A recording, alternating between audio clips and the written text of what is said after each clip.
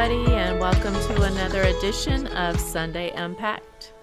This is Monica here. I'm here with Pastor James and with Pastor Neil. How are you guys doing today? Good. Good to have I'm Neil doing with us well. today. Yeah, Yes, it's I'm very good. excited. I'm glad because it was fun getting questions ready for today. I hope you had fun answering them.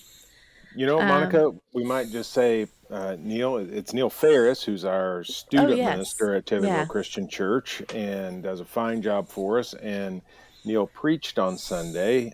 Sometimes we do that, even if I'm there, which is a good thing, just because it's good for people to hear some voice other than mine. He often fills in for me when I'm gone, but it's also good to have him preach even when I'm there. So, and it was a good sermon. And if you haven't listened to it, jump over on the website and listen to the sermon and then come back and join us for Sunday Unpacked. Anyway, now go ahead. Sorry. Right. Yeah, and the date, Sunday's date was May 4th, and we are discussing faithful was the topic of the sermon. And we're in that series, The Story of God's Love, and we're in the section where God is calling a people to himself. So that would be, of course, the Hebrews, descendants of Abraham, who became the Israelites. So, Neil, you did a great job Sunday. I really enjoyed it. And you covered Exodus 4:18 through 10:29, correct? Correct. Just a little section, just a Yeah, tiny just section. tiny section. I didn't do You're that one because I didn't want to read that much. So, yeah, that's that's a lot to kind of give a little synopsis of it in a was a Yes. short lot. amount of time. Yeah. Um, your bottom line was that we can remain faithful to the call even when it doesn't make sense. And I think Moses is such a good example of that. I understand where you got that bottom line from. So, do you want to kind of do a real short synopsis of what we covered Sunday?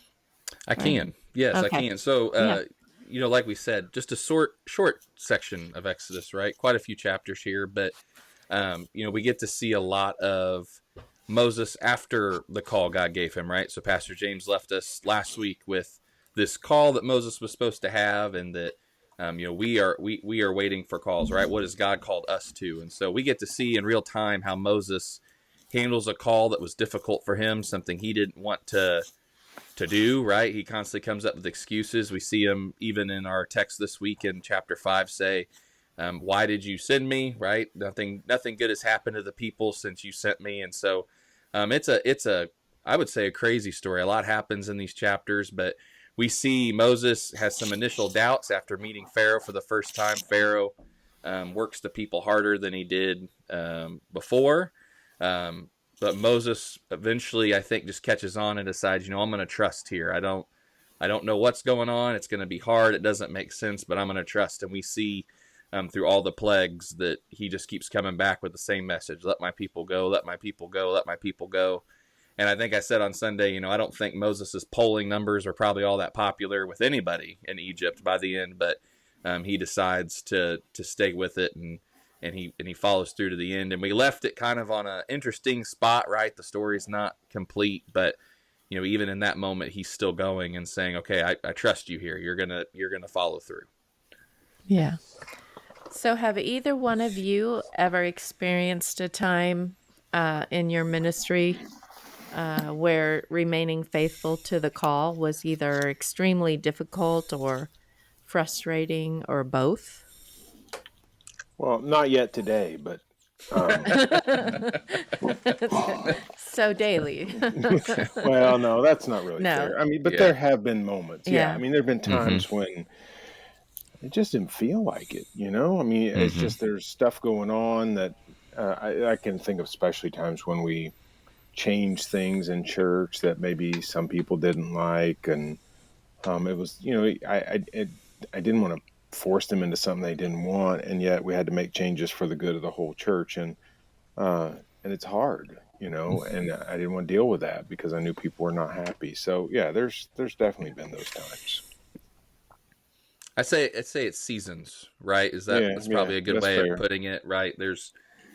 there's times you've got to, like James said, make decisions, or do something that it's just like life. Any decision, not everybody's 100% behind, right? And so Right. Right. navigating those times, and it can be really discouraging, especially when we're trying to do God's work and we feel like God's called us to something specific, and it can be hard to kind of go through those moments.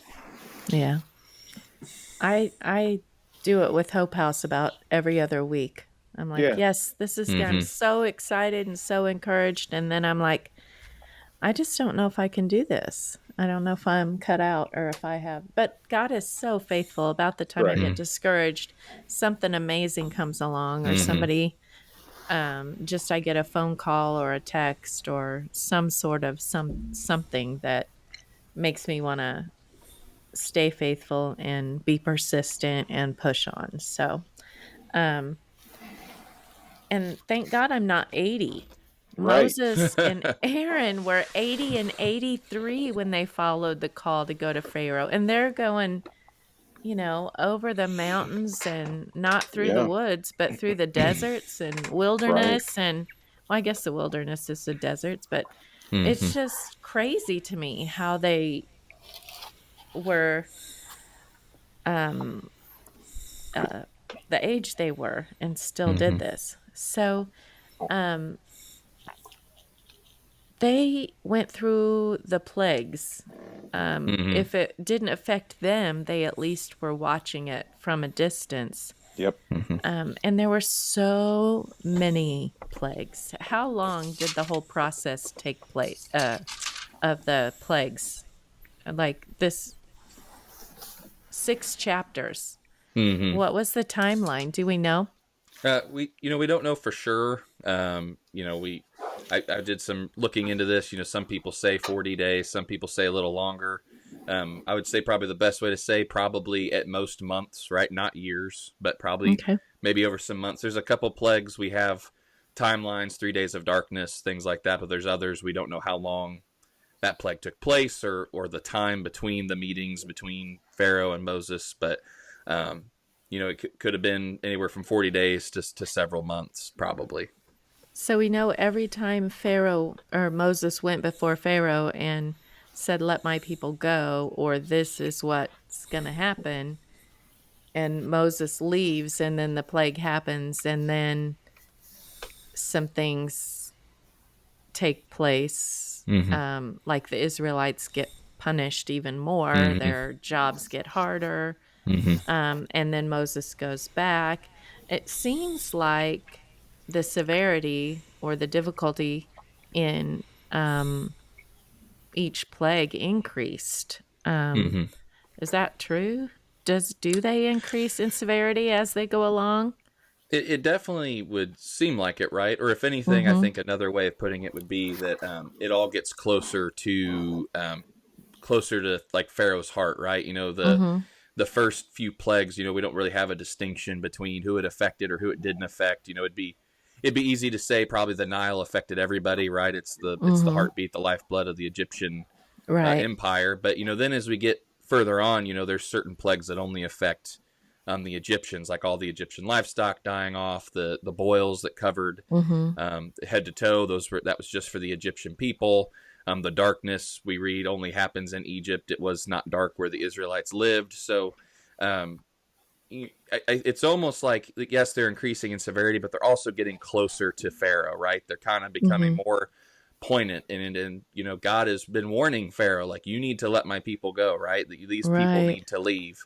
And every time Pharaoh says no, it's like, okay, well, I've warned you, right? So we're gonna do this again. And so it's all building up to the 10th plague, which we didn't talk about on Sunday, that Pastor James is going to kind of wrap up for us. But it's all kind of building to that moment of, you need to do this. You need to let my people go.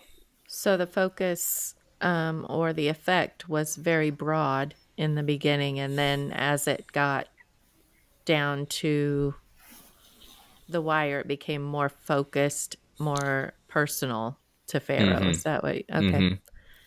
So the contrast between Moses, who was a Hebrew raised as an Egyptian in the house of the king or the Pharaoh, and then years later, we have this probably a new Pharaoh. This is kind of an extreme difference here. And Hmm. Moses, you talked about earlier that he felt unqualified and didn't want to do this. Hmm. And Pharaoh is very powerful. So, how Hmm. unqualified was Moses and how powerful was Pharaoh? Hmm. I mean, I think one way to put it would be, I mean, it definitely seems that Moses feels he's pretty unqualified, right? Hmm. From a Yeah, for confidence sure. standpoint. And I think Yeah. all of us here and everybody listening could agree that, there's times I know in my life people see something in me I don't see, right? Or there's a skill that I Hmm. don't think I have or I struggle with that other people see. And so, when it comes to how unqualified was Moses, it definitely appears that Moses does not feel qualified at all. And so I'm sure, Hmm. as far as his confidence in this call, I mean, once again, Pastor James highlighted last week, send somebody else. Like, don't send me. I don't want to do this, right? And so, he's been a shepherd for 40 years, right? He's been Hmm. helping his father-in-law Jethro. So, I mean, it would seem that Moses at least thinks he's pretty unqualified, but God has called him to this. Whereas with Pharaoh, total opposite end of the spectrum, right? During this time in history, we don't know the exact timeline. Because of how history falls. A lot of bad things happen in these chapters. Egyptian history is not super reliable because anything bad would not have been recorded for that pharaoh's historical record. But at the time, we know that Egypt is the most powerful nation in the world, right? They Hmm. are the superpower of the day, and so Pharaoh's got a lot of power. Pharaoh's considered a god. He would have probably acted like he was a god with that feeling he was a god, but at the time as well. Uh, you know, the Pharaoh owned all the land of Egypt, all of it. You didn't have landowners. The Pharaoh was the owner of all the land. And so we're talking about arguably the most powerful man in the world that At Moses the is going time. to Yeah. every time he has this message of let my people go. So this And is, well, I was go just going ahead. to say he was trained for this his whole life, right? I mean, he Hmm. Mm-hmm. likely knew he was going to be the heir, so he would have been prepared from boyhood for this Mm-hmm. job. And the one thing that we might think about Moses that puts him in a unique position is he would have known more about the inner workings of the Hmm. palace, the people, Right. even For though some sure. of the people changed, no doubt, in the Hmm. 40 years he's gone. We know that. But he still would have understood the dynamics of Egyptian political culture in ways that no one else among his own people would have known because they didn't grow up with it. So, that could be a piece of why God chooses him. Or is it God's chosen him and he just prepares the path for him? It's hard to tell how that works, right? Yeah. So, Which came first. Right. right, exactly right. So in modern day, it would almost be like a steel worker or a coal miner or a farmer going to the White House and giving Mm-hmm. demands or advice. Mm-hmm. Yeah, yeah. That's crazy. Yeah. So we've talked about the difference in years. Like Moses was 80 Mm-hmm. when he went back. If we look at the Ten Commandments that most of us grew up on, the movie with Charlton Heston and Yul Brynner, they portray Pharaoh as someone Moses grew up with. But that can't be true, probably. If so, was Pharaoh someone that Moses grew up with like a brother? Well, I've got it My, in front of me, and yeah, that the point is that we find out that God says that there's nobody there who wanted to avenge the death, the murder that, if you want to right, call it a murder. So, that doesn't exactly tell us it, particularly every person that was there and then has died. right. But, you know, were they exactly the same age? Was this Pharaoh Mm-hmm. significantly younger? I mean, he might not have even been born when Right. Moses Moses was left. there. Yeah. A lot of the movies will show it that way, but I don't Right. think Mm-hmm. we really know enough to answer the question very well. Mm-hmm. Still a classic movie. Yeah, and the other piece of this is how big is Pharaoh's household? Right. Right. Because Moses is raised by Pharaoh's daughter. Well, how many wives did Pharaoh have? How many children did he have? How many Mm-hmm. grandchildren did he have? And it may be such a large group of people that Moses may have known this Pharaoh that is in charge when he gets back, but they barely knew each other, you know? And again, maybe he's not even born. We don't know. So Yeah. those are all things that I think if we answer too carefully, we're probably saying more than we know. Right. Yeah. True. All right. So I'm going to bring up a topic that probably a lot of people who have read the scriptural account of the Exodus are curious about.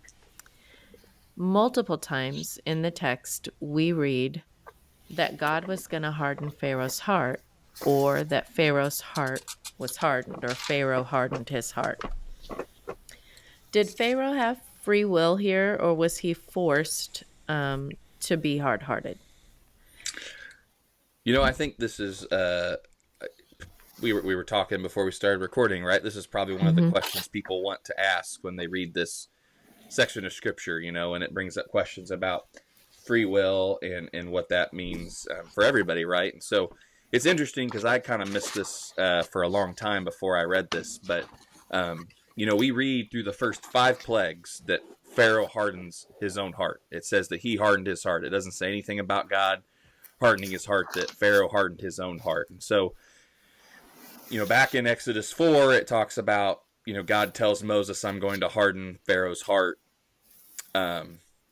So we know that part's coming. But here for the first half of these plagues, we see that it's Pharaoh doing the own hardening. That each time when the plague resists, that Pharaoh hardens his heart and decides, you know what, no, I'm not going to do this. And so, I think it's always, I would say probably our ears, our antenna go up, right, if we see things like God hardened his heart. But, I think there's a few things in here that if we really look at it, I think, this isn't like one of the commentaries I read. This isn't like Pharaoh was an innocent man, right? This is somebody that definitely does not like the people of Israel, right? He wants to keep them under. He doesn't want to let them go. I'm going to keep them under my thumb. You're going to work harder. You're going to do these Right. things.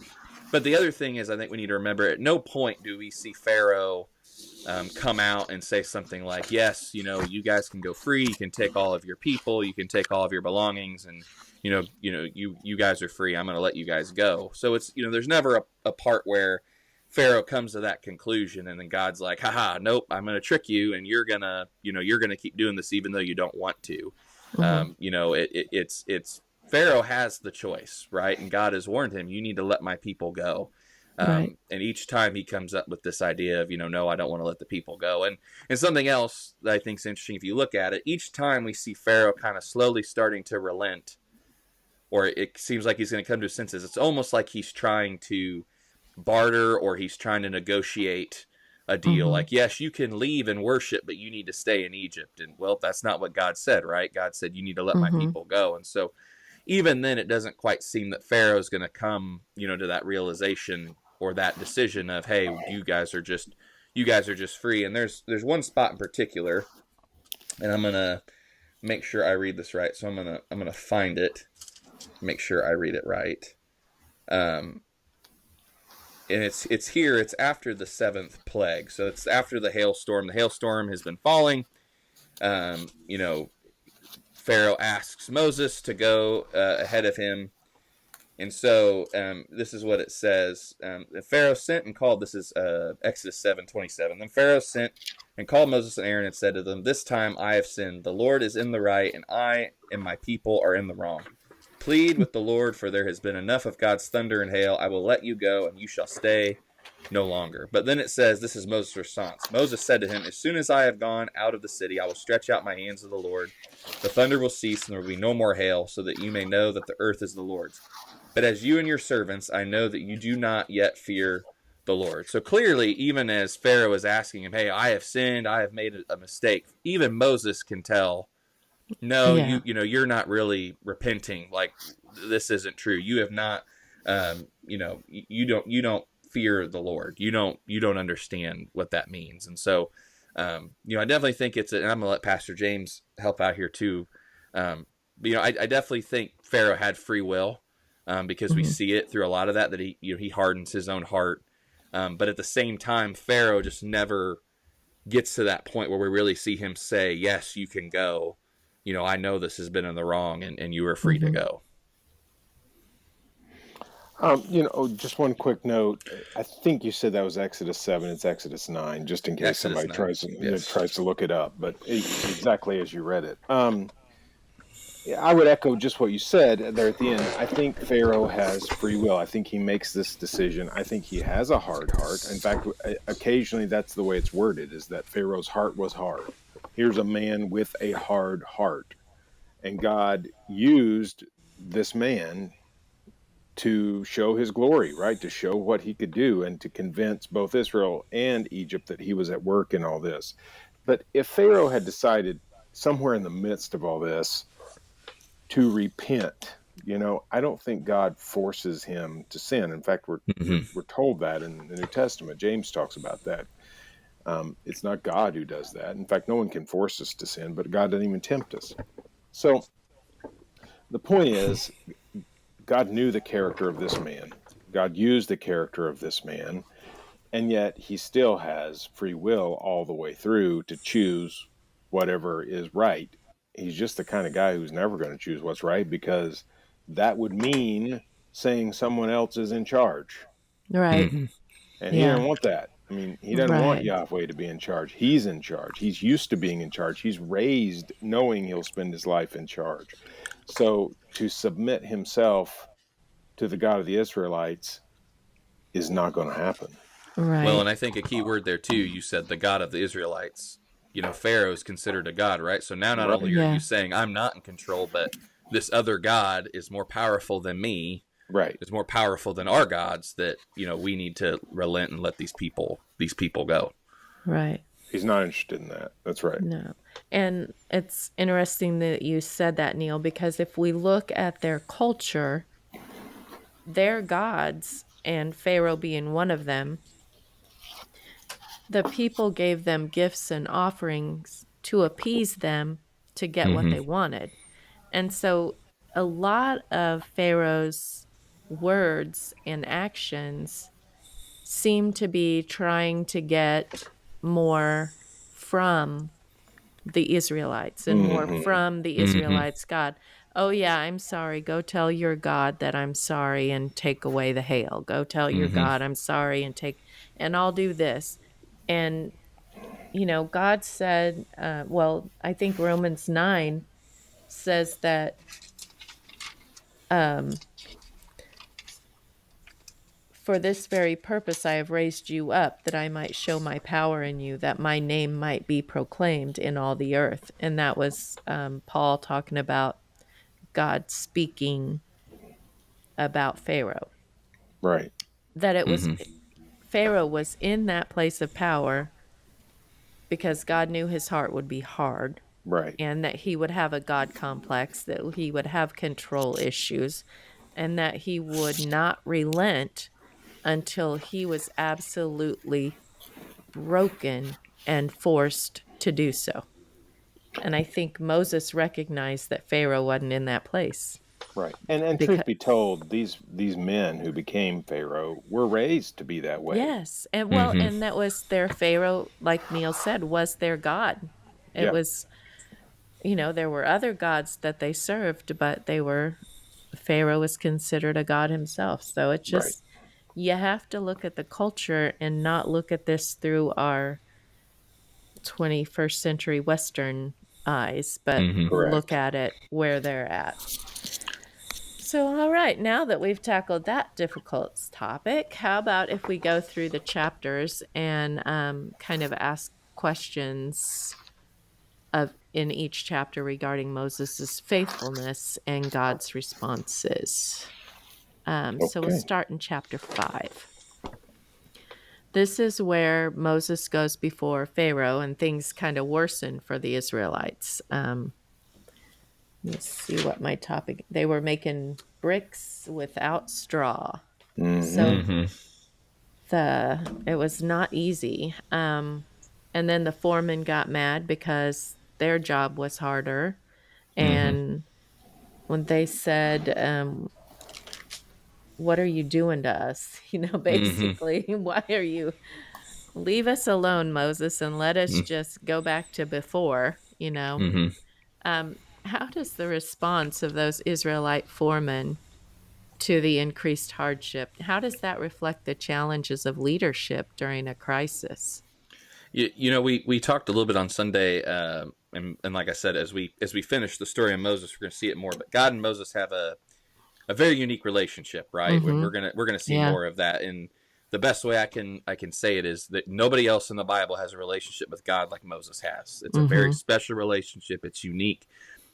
But all that aside, what I'm getting at here is this idea of the people going to Moses and being like, "Hey, what are you doing? You should have just left us alone, leave us alone." We're going to Mm-hmm. see that come up a lot through this whole Yeah. story, and it's very interesting. But I think it does bring up this challenge of leadership, and kind of like Pastor James said a little bit earlier, you're going to make decisions as a leader, right? That not everybody's going to be behind. Any kind of decision as in the business world, in any kind of world, you make a decision, there's going to be people upset with that decision, and Mm-hmm. you're going to have this reaction of you should be fired. I don't understand why you made that decision. We Mm-hmm. you don't have our support anymore.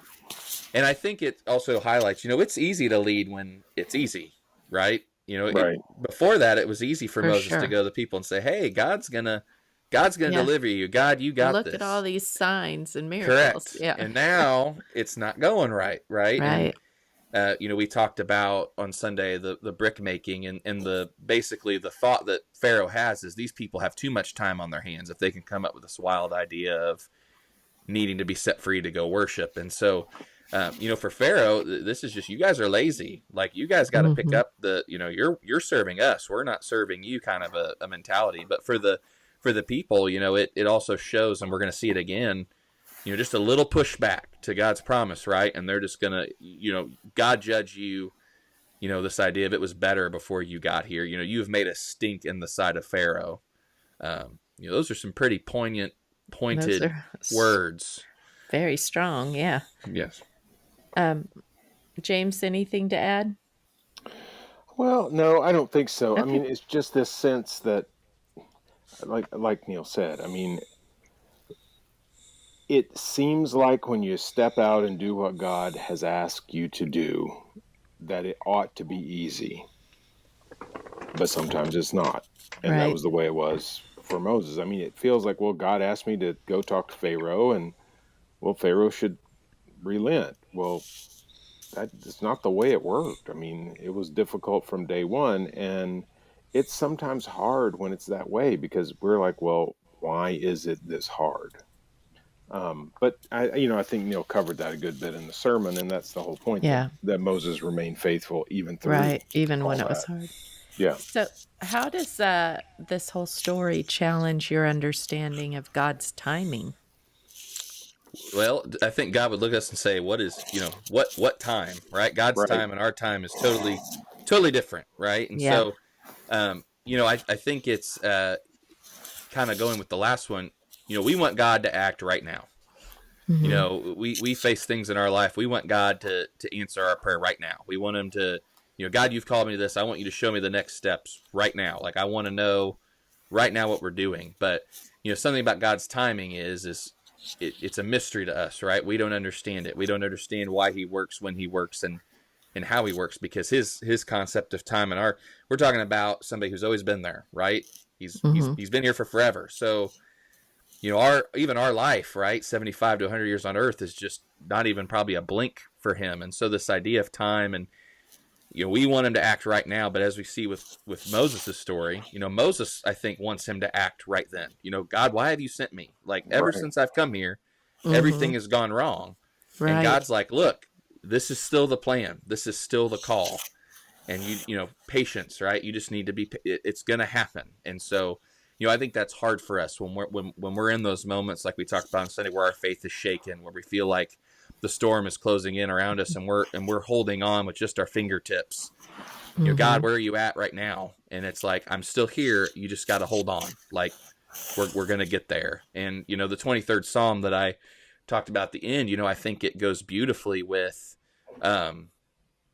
this too, because we've been on Sunday nights, we've been going through the 23rd Psalm with our students, and we talked Sunday night actually about walking through the valley of the shadow of death, and how, you know, God sometimes leads us through the valley, and we may not Mhm. understand why we go through the valley, but there's something there. There's a reason we need to go through the valley, and on that other side is going to be those green meadows and those pastures. And so I think the best thing to say is that God's timing is perfect. We may not understand it in the moment, but it's always perfect and it's always for our good. You know, everything He does is for our good.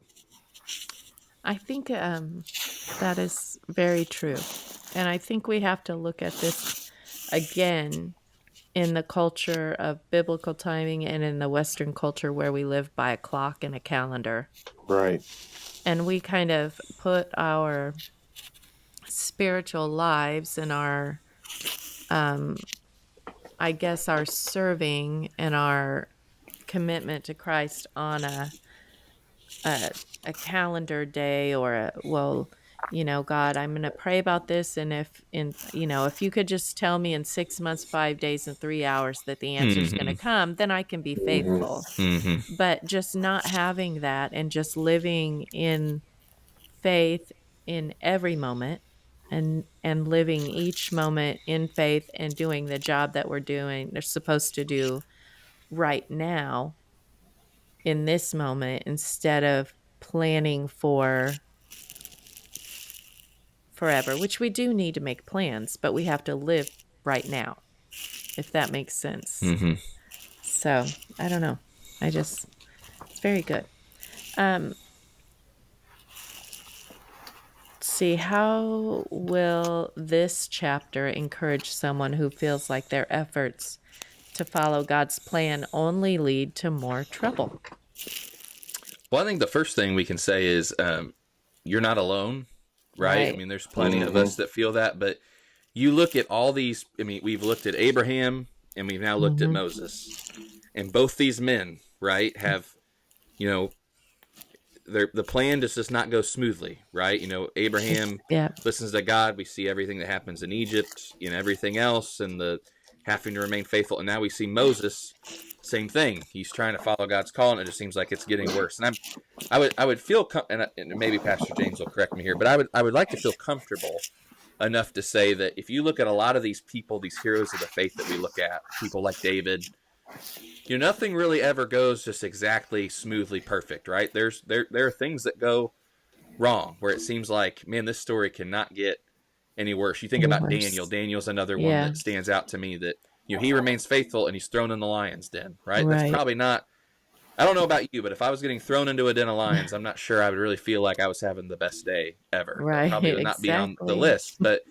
you know, I think it's a good reminder for us that, you know, these people we look up to in the Bible, right? We like to look at them. I mean, just like I said, the Hall of Faith, right? We talk Hmm. about that, but they were people just like you and me, right? They were Right. they were people that sinned. They were not perfect people, and they all had hardships and trials. Gideon's another one that comes to mind. Just as God keeps taking away these men that are supposed to be in His army, I would have lost my mind at some point. Like, okay, God, I don't get this anymore. Like, I'm gonna, you know. So, um, I just think that's encouraging for us to remember when we feel like that. You know, that these men that we look up to, that call, you know, heroes of the faith, that they felt the same way. Um, Well, and I would even take that just another step from where you're talking, and you did mention Daniel, but if you look at some of the things that the prophets went through, Hmm. mm-hmm, mm-hmm. I mean, it is extreme in many Which ways. one You had to know, lay on his side for like a that's whole is year? I think that's is Jeremiah or Ezekiel. I never can Yeah. remember. Mm-hmm. But Jeremiah ends up in a cistern, and there's all kinds of this craziness that's just misery, really, because they're delivering a message that God has given them that no one wants to hear. Mm-hmm. Well, it would be pretty easy to feel like this is not going the way it should go. Um, Mm-hmm. but it's still God's message, and it still needed to be spoken. So, you know, whenever we're facing some of that struggle, we're certainly not alone in it, and it's not a sign that we're doing the wrong thing. If we're Mm-hmm. remaining faithful to what God's asked us to do and the message He's given us, then it might mean that there will be problems. Mm-hmm. Good words. Good words. Not ones we all want to No, love, correct. No. but Yeah, but we need right. to hear them because life is rough and things aren't always easy. But we can have joy and comfort in knowing that God is with us, that He's going to provide what we need. Right. Um, and that brings us to chapter 6. The first part of chapter 6, there are some I will and I am statements from God for Moses to relay to the people of Israel for encouragement. However, they don't really seem to want to hear it. Moses is told to go and speak to Pharaoh, and he asks why Pharaoh would listen to him when even the Israelites won't. And then the chapter goes into a genealogy of Abraham and the covenant. Why was it important for Moses to understand God's covenant with Abraham, Isaac, and Jacob? You know, we think about the story of God's love, right? And Mm-hmm. this journey we've been on all year, like going back to creation and now to Abraham, right? What the Mm-hmm. the big thing with Abraham was is that, you know, I've chosen you. You are going to be, right? You are going to be, your descendants are going to be like sand on the seashore, right? And so from the beginning of this story with Abraham, that is the promise that I'm going to be here. You are going to be a people. This is going to happen. And so I think it's important for Moses, because you can say here in chapter 6 he's at his lowest point, probably, Yeah. right? He's dealt with the first, meeting with the Pharaoh. He's working the people harder. The people tell him, leave us alone, like we don't want this.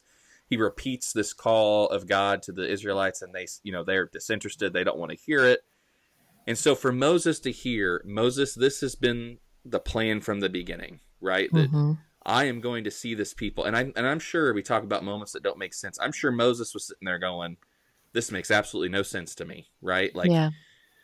if this is the plan in the beginning, why do I have to do this again? Why do I have to go deliver this call again? Why are we not free right now? Why are we not on our way? And so I think it Right. was important for Moses to know, hey, Moses, I'm going to be with you, just like I was with Abraham, just like I was with Isaac. I'm going to be with you, right? Just like I was with Jacob. This Mm-hmm. is part of the plan. This is my promise, and I'm going to keep my promise. And so you just need to keep going, right? You just need to go to Pharaoh. Moses repeats that call twice. He says it twice in that chapter.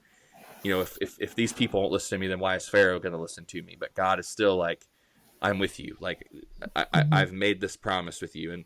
And Pastor James talked about, that the Spirit of God walked through the animals that were split in half. That God, this is God again saying, look, I'm not going to turn my back. That I'm going Right. to follow. I'm with you guys, right? And I think that was just important for Moses to understand. Hey, this doesn't make sense right now, but I have made this promise. And so, and like we talked about on Sunday, from that point on, it seems like Moses is just, okay, whatever I need to do, I'm gonna do it. Yeah. Well, I would add that this is as Neil said, this is a story, and Moses needs to feel connected. And he wants to be. God wants him to know that he is connected to this big story of what God is doing. And again, I think if we look at the grand sweep of the Old Testament, you can see God doing these things in the lives of these people, and this promise being traced all the way through. I mean, we see it fulfilled in Jesus. That's a long way in the future at this point. But that connection with Abraham, Isaac, Jacob, and you can just see it passed down. Moses needs to feel that connection with what God was doing, because he's heard these stories, right? I mean, he's Right. heard the stories of Abraham, Isaac, and Jacob and Joseph, and so God wants to remind him he's part of that story, Yeah. which is very close to what Neil's already said. Right. So in chapter 7, Moses, along with Aaron, they go to Pharaoh again, and the Nile turns to blood. Now, when we got home from church Sunday, my husband started rattling off questions to me for today, and this is one Yep. of them. Was the blood in the Nile a symbol of Christ's blood? Pastor James, I'm gonna let you answer this, because I thought you gave a really good answer earlier when we were talking about this. If you can remember what you I was gonna said, I say, thought it was really, really yeah, good. tell me what brilliance I had, because I may not have it right now. Now, I sort of, I mean, there are definitely places in the Old Testament where we see certain things show up, and then it recurs in the New Testament, right? Mhm. Now, I'm more inclined to say that New Testament writers pick up on themes from the Old Testament and reinterpret them in new ways. Okay. Okay. Um, this is one where I'm not so sure, because the blood of Christ is life giving, right? Mhm. Mm, Whereas this feels like death. So it is definitely blood, and it doesn't hurt to sort of see some of those connections. But I struggle with finding it on this one as much as I would on some others. And in fact, we'll come to one, and I think later on that we'll see where, hmm well, yeah, I think we can probably pick that one up. And certainly we can reinterpret like the New Testament writers might do. So, you know, it's always a little hard because these things are separated by so many years and so many writers, but I just Mhm. struggle to find that one as clearly as I might some other places. Okay. hmm But that's just, we're into the area of opinion. Right. So Yes, for hmm sure. This I is don't not want to yeah. say this thus saith anybody but James Jones. Right, right. Um, how does this story, influence your understanding of God's sovereign power over the affairs of nations? This is an interesting question, but I Mhm. think we can see it, right? Mhm. Especially throughout the plagues. I mean, there's Yeah. several times in here where we read it says and it talks about, and like I said on Sunday, Pharaoh is literally watching his nation crumble. I mean, he is Right. watching it infrastructurally, as far as food, water, fall apart in front of him. And they're having to work harder, right, to find water. They have to dig along the Nile to try to find fresh drinking water. I'm not sure. I don't know. Once again, did they have to replant all their plants? Did they have time to replant all their plants? As the plants die and the locusts eat them. We don't know exactly where this is happening in the harvest cycle for them per se, but I definitely think it shows us for the superpower of the day. Right. This is the Oh, yeah. this is the nation. Right. This is the powerful civilization, and we see even Pharaoh's um, advisors telling him to stop. Like, you got to stop this. This is not good. And Pharaoh ignores them. Like, I think it definitely shows us that God has sovereign power over the affairs of nations. That He is in control. Right? He's the one Right. that is in control. The pharaohs we talked about would have liked to have thought that a lot of the things they accomplished were all his, and I think we can see here he's having an effect, right? But a negative effect, and it's not really his power that's doing it. It's God's power that's doing this. Mhm. Um, Yeah. That's As I good. think about that question, I guess I take a slightly different tack. Not that I really didn't disagree with what Neil's saying at all. I just am approaching it from a different angle. I might not even want to answer the question as it is, because the idea of a modern nation state is so different from how people understood themselves as a people, mm, 3,500 years ago. Mhm. A modern nation state as a thing with a strict border and a set of, a body of laws and maybe a legislature, and that is really different from an ancient understanding of, hey, we're a people and this is our land. But the edges of that are probably a little fuzzy, and it's more like a chieftain with people surrounding him, or her, I guess, in some rare circumstances in the ancient world. And maybe God is concerned about the affairs of nations, but maybe God's more concerned about people than he is about a mm, nation state is a thing. And I'm mm, not sure that God is as concerned about the affairs of organizations as much as he is concerned about the affairs of people and how these things affect people. And and this is to sort of remove it from its context in a way.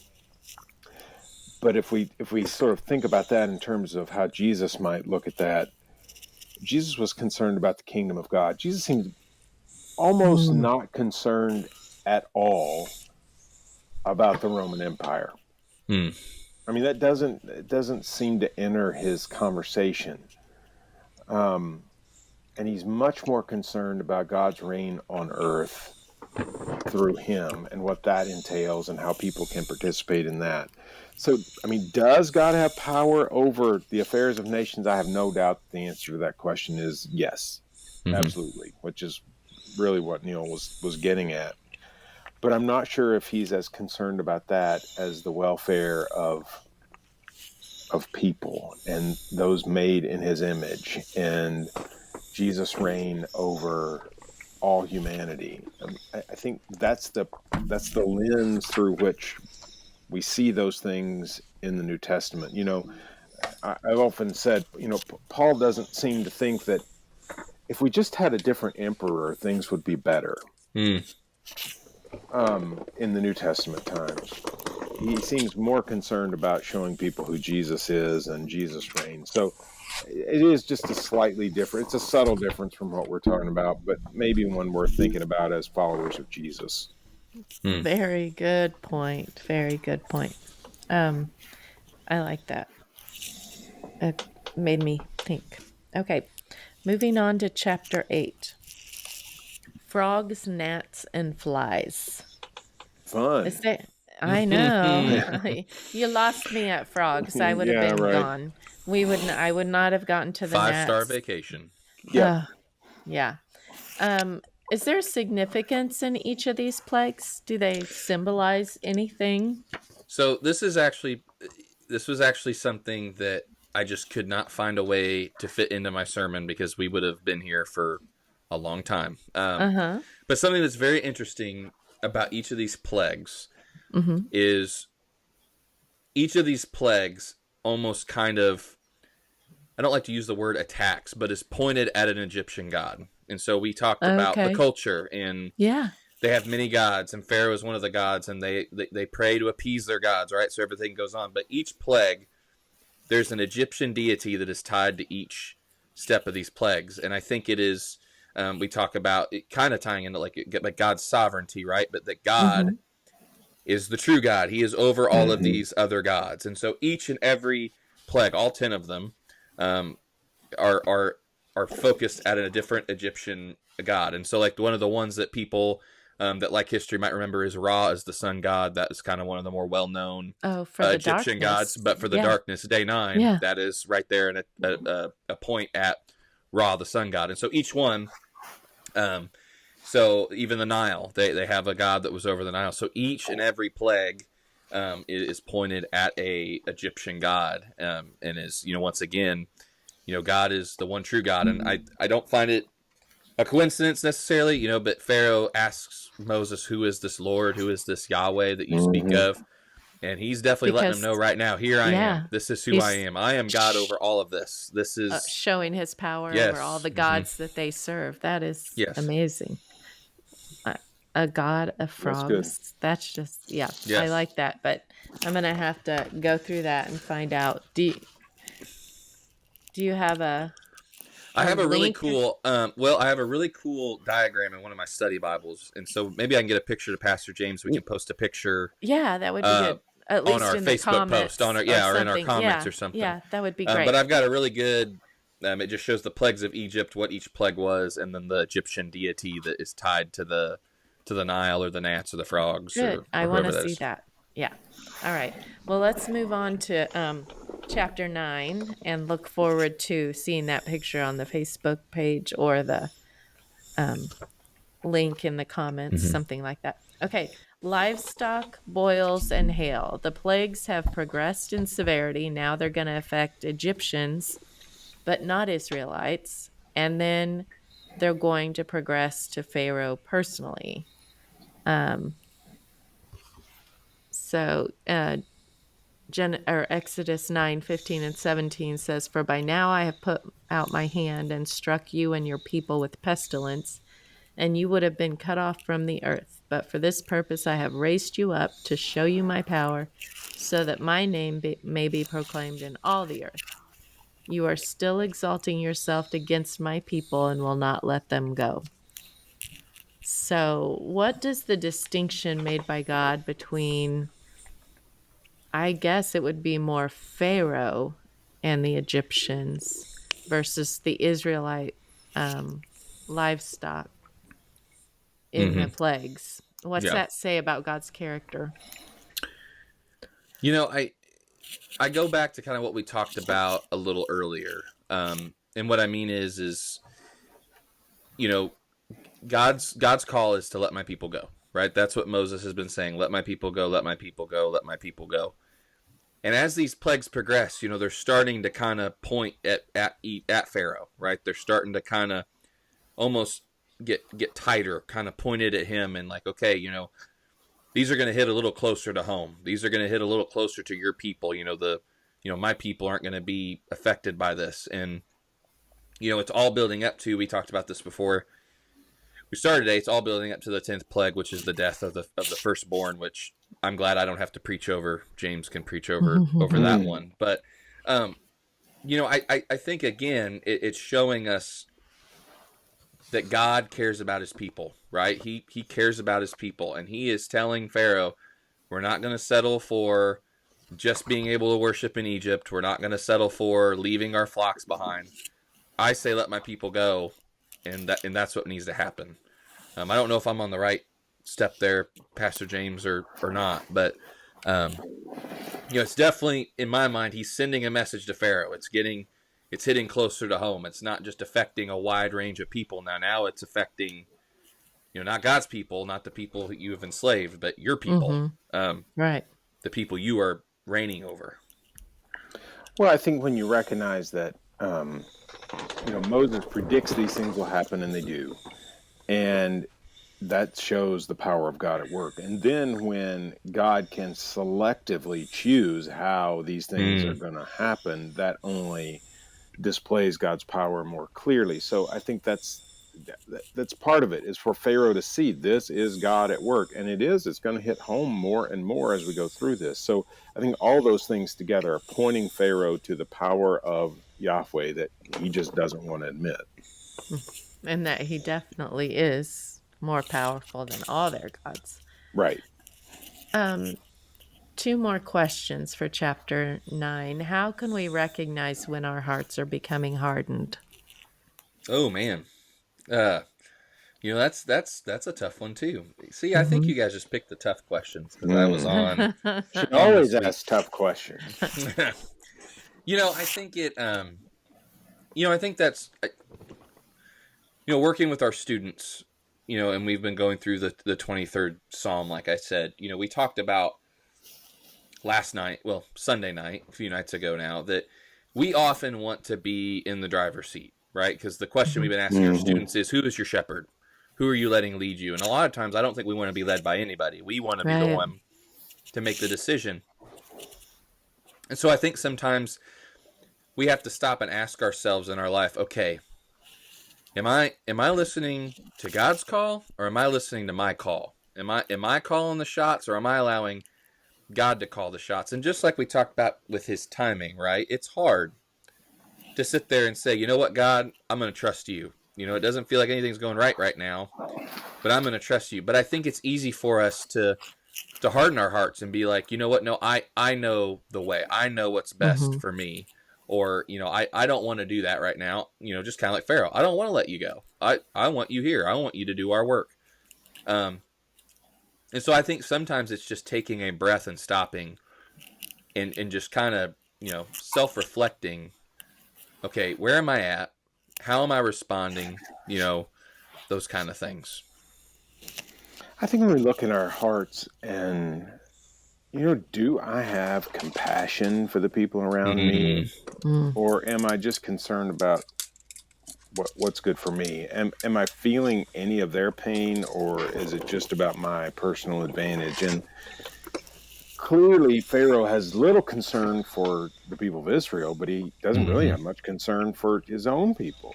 And he's just concerned about maintaining his own power and control. So, anytime we see ourselves sort of failing to sense what other people are going through, that's time to wake up and figure out where we are. And certainly when we're not receptive to God's leading, when you think about that as well. So we can definitely, I think there are ways, and it takes some introspection, it takes some knowing ourselves. But if we're intentional, we can see when we're getting that way. I think it takes a willingness to be vulnerable to Correct. friends and God, to accountable friends, yeah, all those to things. God, Absolutely. friends. I mean, the Christian people that we live, that's why we're called to live community, Correct. so that we can be called out when we've lost our compassion, when we've lost our ability to empathize with someone going through a hardship. And I think that's, yeah, I think, yeah, I like those answers. Good answers. What do the plagues tell us or teach us about the consequences of ignoring God's warnings? I think not just even with the plagues, but we can see, especially throughout the Old Testament, when God calls us to do something, right? He wants us to do it, and Yeah. that and what I mean by that is Pastor James, I hope I'm not stealing your thunder here, but we look at Moses just a few chapters from now.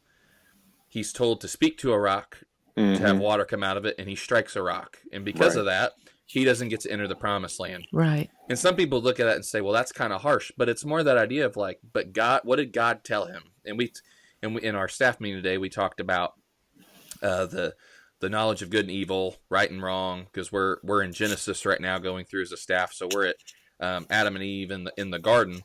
And well, how did they know right and wrong before the fruit? Well, God told them, do not eat of the fruit. Right? That's what God tells us to do. And so we see here, what is the call? Let my people go. Well, no. And then it tells us that Pharaoh hardened his heart, right? We talked about that a little earlier. And so each time it's God saying, okay, you need to let my people go. Like, this isn't a mere suggestion. Just like Moses speaking to the rock wasn't a mere suggestion. It was God saying, you need to speak to the rock. And I mean, we'll get into more, like, we read stories about the Ark of the Covenant about to fall off a cart when they're bringing it back to Israel. They weren't supposed to transport it by cart anyway, and somebody reaches out to grab it to keep it from falling, and he dies because you were told not to touch the Ark of the Covenant. And again, some people would sit there and say, well, that seems kind of harsh. And like I said, I will let Pastor James preach on those topics all day long. But I think it shows us that, God's not joking around. God's not just up there going, oh, well, if you feel like it, and it's not that we don't have free will, but it's, hey, I need you to do this, and I need you to do it this way. And just like with Moses, we may not understand that.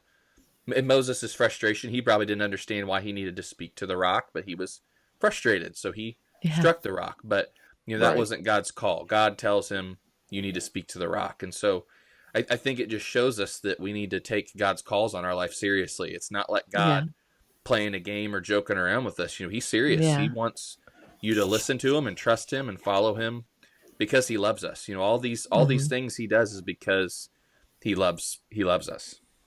Yep. Agreed. So I kind of look at it as telling my toddler granddaughter to get in her bed or get in the car. And sometimes she'll just run right for it with a smile on her face. And then other times it's like you got to go find her and drag her, and she doesn't want to let go of the toy, or she doesn't want to, it's like God wants our wholehearted obedience. He doesn't want to drag us kicking and screaming. So... all right, so we're on chapter 10 now, locusts and darkness. And you've already kind of told us that the darkness was part of to show that God was stronger than their God of the sun.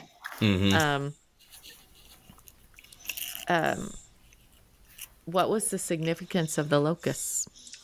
Well, so once again, there's an Egyptian deity. God, The Shu is the deity, that one is over. And it's the god of the wind. And I would have to do a little more research to know why the locusts go in with the god of the wind.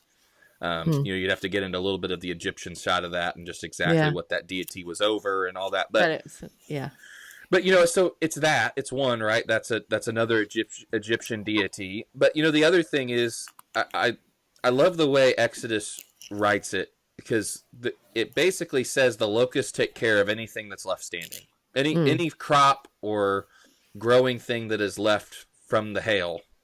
There's not a green thing left. It talks about them eating the trees, and it kind of just finishes it, right? Mm-hmm. And I think that's significant because, again, the reason the locusts come is because Pharaoh has again said, no, you cannot go. And so, this is kind of one of those, kind of like you talked about, Monica, appeasing the gods, right? To Mm-hmm. relent. It's almost like that's what Pharaoh's doing, trying to appease this Lord so it'll Mm-hmm. stop. And this is God's way of saying, okay, well, your answer is still no. Well, then the locusts are going to come take care of everything else. And Mm-hmm. so there's definitely some significance there over the Egyptian deity. But I also think there's some significance there that, here in Exodus it says that, there's nothing left, that the locusts come and they basically wipe it out, so it's done there. So I think there's definitely some significance to both of those things. And Not I just the think the implication. connection with the wind is that the wind is what brings the locusts in, and I then got when you. Moses Okay. raises the staff at the end, the wind blow them out. Okay. I got So you. that's the Okay. connection. Yeah. Okay. So, the locusts ate up everything that was left of Mm-hmm. the plagues, which were all a part of God showing his power to someone who did not want to submit to his power and Mm-hmm. let his people go. Mm-hmm. So I think there's a verse, and Pastor James, I don't know, well, whoever wants to look it up, if you can look it up while I'm asking this. Isn't there a verse in Isaiah that talks about replacing the years or that what the locust has destroyed or something like that? Isn't there? Well, I have, And most of the Bible memorized, but maybe not you don't know that? I know that all of there's. it. Let me look, Okay, see. let me Y'all see. go ahead. Um, okay, so while he's looking that up, why did the Israelites have light during the plague of darkness? Okay. So I Pastor James talked earlier. We talked about if the Nile River turning to blood was, um, a significant to Christ's blood being spilled for us. We talked Mm-hmm. about that. This is a plague. I think Pastor James and I would agree on this. I think this is the one he's talking about. There's 3 days of darkness, and I definitely Right. think there's Yeah. probably a tie there to the 3 days that Jesus is in the tomb. As far as why the light did not affect the Israelites, I'm not sure we would necessarily have a 100% answer. I'm looking here at chapter 10 here.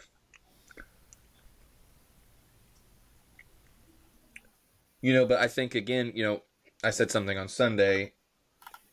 I would love to see how this happened, other than just the fact that God is all powerful and God is over everything, right? Showing his power over nature. I Mm-hmm. think something that's very interesting, if you look at those ancient civilizations, a lot of their gods had to do with nature, things they Right. could see, right? The Yeah. wind, the sun. There's this Right. fascination of creation and what it is. And, one, this would have been a horrible thing because Ra is the sun god. What have we done to upset Ra? But, Mm-hmm. I also think it shows God's power over creation, right? There's not going to be any light here in Egypt, but we're going to have light where the Israelites are in Goshen. And so I don't know if Pastor James has some knowledge as to why that maybe specifically did not target the Israelites, but I think Well, I think it's the just same as what I said earlier, that this points to God's power. I mean, if God yeah. can make one place dark and one place not, he's a powerful God. I think, Monica, what you were thinking is actually in Joel. Yes, Joel Joel 1, 2 yeah, there you go. 25. Yeah. Right. And it's just pointing to the fact that that does bring destruction. I mean, you couldn't do anything about this in the ancient world. If locusts came in at the wrong time of the year, they were going to eat your crops, and that was it. I mean, there's not going to be anything left, just like this. And then in Joel, it talks about how God is going to return a time. The next verse, you'll have plenty to eat until you're full. So he talks about the destruction of the locusts, and then also that God provides in the end. So all Mhm. that points to God's provision, right? Yeah. Yeah. And he is going to provide what we need in order to remain faithful, Right. which was the Mm-hmm. bottom line. Correct. Remain faithful. So, time and again, Moses returned to Pharaoh. Time and again, he repeated God's words, let my people go. Time and again, Moses heard from God. God was faithful to his promise to be with Moses, and Moses was faithful in his obedience to God's leading and God's call. Correct. Mm-hmm. How can we encourage our brothers and sisters in Christ who may have hardened hearts in You know, their I lives yeah, I and think those in our society that aren't yeah. believers? How can we You know, reach them? I think we all know people. Well, we all know people. I don't think I know. I know we all know people in our lives that don't know Christ, right? That Mm, don't know yeah. Jesus. And we all have people in our families. We have people that we're close to, coworkers, neighbors, who don't know Jesus. And I think for some of us it's scary and daunting. I know for me for a long time it's been the idea of sharing my faith is sometimes scary because you're worried about how people might respond to that, finding out, how are they going to treat me? How are they going to talk about me? And I talk with our students a lot about that because I think there's a lot of fear of, how am I going to be treated if I stand up for Jesus or if I share Mhm. Jesus or they find out I'm a Christian, right? And so, this idea of hardened hearts, I, I know for me, there's also been times in my life where if somebody kind of rejects me talking about my faith, I just take this, well, they just don't want to hear that, and I kind of almost try to let myself off the hook because of that. But I think what we have to understand is that hardened hearts can change. Mhm. A hardened heart, just because somebody is against the message of Christ the first time, doesn't mean that you still can't have an impact or that one day they're going to change. And something I encourage our volunteers with on Sunday nights, and something that I've had to remind myself, especially working with students, sometimes we're not going to see the fruit of ministering to these kids. And I'm sure Pastor James feels the same way about on Sunday mornings. But for me, it's like, let's plant the seed, right? Like, Mhm. even if this person leaves our ministry in 10 years from now, right? It all makes sense, and and the fruit comes, and it all clicks. It's worth it, right? Because we showed them the message, we gave them the message. And so, having a hardened heart, I don't think is a hopeless situation, right? If there's a hardened heart, that it's just over, like there's nothing else we can do. But we need to be praying for those people. We need to be ministering to those people, and once again, remaining faithful to that call. Because I know something I have struggled with is I find myself a lot of times being like, I don't understand why you don't believe. I've grown up in church. My dad was a Mhm. pastor. My mom's dad was a pastor. Pastor James talks about the double whammy that I'm a youth pastor and a pastor's kid. So it's like a Yeah. bad combo here. But, and it's a pastor kid raising pastor's kids. I mean, we could keep, I mean, it's just all the webs. But, there's been times in my life though where, I've grown up around church hearing about God, and I remember when it all made sense for me in junior high and my faith became my own. And so it's so hard for me for somebody to be like, I don't understand why you believe this. But we've got to remember that there's people like Pharaoh. Who is this Yahweh? Who is this God you're talking about? There's people out there that don't know who God is, who haven't grown up. And so, we don't want to give up just because they may have that first response, right? And it may take us going back to them and saying, God loves you. God loves you. I love you. Jesus wants Yeah. to have a relationship with you. And I think that can be hard. Yeah. I would go slightly uh, just a different direction on this, and I totally agree with everything that Neil's just said there. But I do see a hardness in our culture right now, even among Christians. Hmm. And I hear the phrase toxic empathy a lot right now. That empathy is a bad thing because it makes us too soft, and we're afraid to speak the truth if we're too empathetic. And I would want to push back on that a little bit because over and over we hear we hear the scriptures talk about Jesus, that Jesus had compassion on people. And the language there usually is something, the Greek word, I think it's splanchnizomai. I could be wrong on the exact form of that Greek word, but the point is, it comes from the word for your guts. Jesus felt it in his guts when he saw people who were hurting, and he had compassion on them. And it concerns me that as Christians we're saying, well, we don't want to have that empathy for, we don't want to feel what they are feeling. We want to be hardened to the point that we will speak the truth regardless. Well, we should speak the truth. I mean, there's no doubt about that. If we can't speak truth, we need to be quiet. But how we speak the truth also matters. I would And say if you can't speak the truth in love, you well, should then be don't quiet. speak it. I totally agree. And I know this is not exactly what we're talking about Right. here, but Pharaoh's heart was hardened toward God, but I think it was hardened toward the people around him too, and he had no concern for the suffering of the people around him. Mhm. And I don't want to be that, and I would Mhm. much rather be more like Jesus and feel compassion for people who are hurting. So I think as Christians we want to encourage that same kind of compassion, whether we use the word empathy or not, whatever. But the point is, we should feel some stuff in our guts when people around us are hurting. And if we don't, then we've lost something really important, and we need to guard against that. I don't know if that's where we really tend to go with that, Monica, but that's what comes to my No, mind. I like it. I like it. And it reminds me of something that I have for like 10 years since we were pregnant. And it's a Latin phrase, dum spiro spero. I don't know if I pronounce it right, but it Well, says I don't either, so that's okay. while I while I breathe, I hope, Yeah, because I had breath for my daughter so she could live inside me. God breathes in me so I can live. I can have hope. And as long as the person that I am praying for that may have a hard heart is living and breathing, yeah, then there's hope. yeah, right. I agree Where completely. there is breath, there is hope. And where there is breath or where there is hope, I can be faithful. I Right, need to be faithful. God right. needs me to be faithful.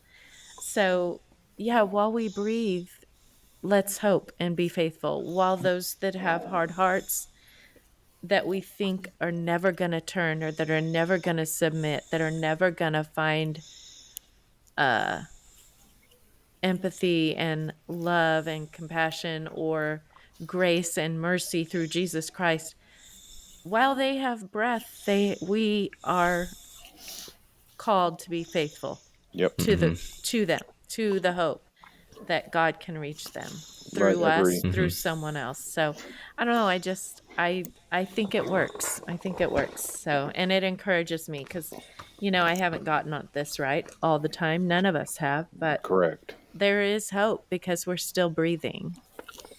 So, you know what? Tomorrow I'm going to wake up and I'm going to try to be more faithful to the call tomorrow. How about that? There you go. All right. So, what has been the most impactful part of this sermon for you all? I last year I did a Bible in a year reading plan. I did the Bible recap with Tara Lee Cobble. It's very good. If somebody's looking for something to do, it's a very, very good study. But I was telling Pastor James, I had read the whole Bible over my years, like sporadically, but I never sat down in a year and done that in 1 year. And just a reminder of seeing what we're going through this year, seeing God's love and faithfulness in the Old Testament. I think we Mm-hmm. sometimes look at that as like, oh, that was a long time ago. That was so long ago. What does that have to do with me? And I think here again in Moses, we see somebody who's just like us, right? Who feels just Oh, like yeah. us, who feels inadequate, who feels like they can't. They're below the. Not that they're below, but they can't make up to the call, right? They can't live up to that expectation, that they're unqualified. Like, If the people won't listen to me, why is Pharaoh going to listen to me? And I think it's Mhm. just a reminder too, because we do put these people in the hall of faith. We put them We on this do. like, Yeah. oh, I can't wait to see Moses when I get to heaven. We treat them, these amazing people that we read about. And I think it's just a good reminder of, man, Moses struggled with the call he was given, just like I struggle with the call I'm given, and he faced challenges. Because I think it's easy for all of us to think, man, I'm the only person going through this right now. I'm the only Right. person that has these struggles in my life. And then we read these stories, and it's like, man, this person I look up to that I say, man, I hope I get to meet that person in heaven. He's having the same problems I'm having. And Right. so I think it's just a really good source of encouragement that, and we see the rest of the story. We see what happens, that the people are eventually going to go free, and it all ties to Jesus and God's plan that, Mhm. if I remain faithful, even though I may not understand the timing, God's working for my good. And Yep. and so I think it's just for me, it's just a great encouragement of like, man, I feel like this so much, but so did Moses, or so did, Yeah. whatever person we're talking about that Yeah. particular week. David, Abraham, Isaac, all have those moments.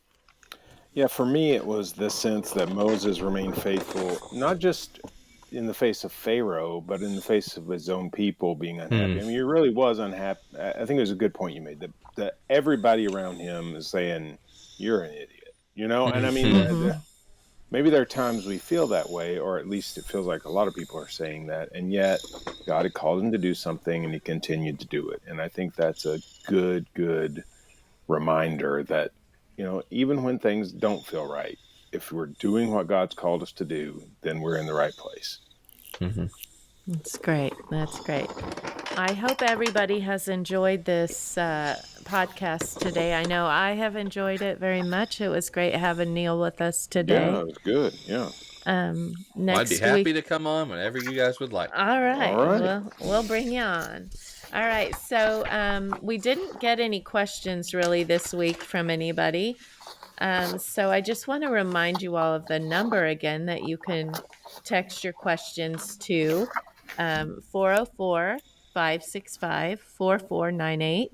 You can email your questions to questions@taylorvillechristian.com. And you can fill out a question in the question section of your Connect card. So I think that is all for today. We're looking forward to next week when James tackles that last plague. Well, the truth is, that'll be Yeah. the following week, because Oh, this because week it's is Mother's Mother's Day, Day. and it doesn't seem like exactly the best Sunday to talk about the Plagues. firstborn of Egypt being struck Yeah, down. probably not a good idea. Probably should have a little So more encouraging. we're going to move to Deuteronomy for 1 week and talk about Okay. God's command to pass on faith, and then we'll Oh, come good. back. All right. Sounds We'll come good. back. All right. Okay. Sounds good. So until next week, we will say goodbye and, stay faithful tomorrow. Amen.